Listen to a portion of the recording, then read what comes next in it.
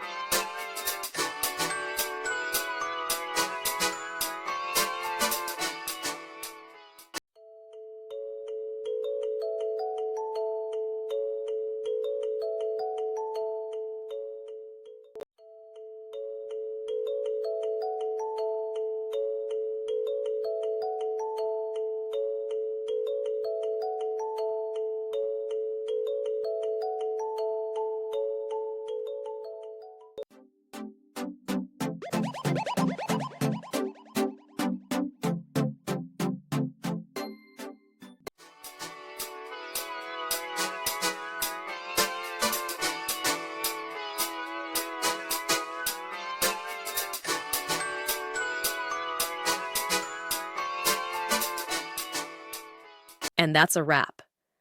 I hope you found the answer you were looking for. If you did, take a second to hit that subscribe button. It really helps out. And let me know in the comments which solution worked best for you. See you next time in the Debug Zone.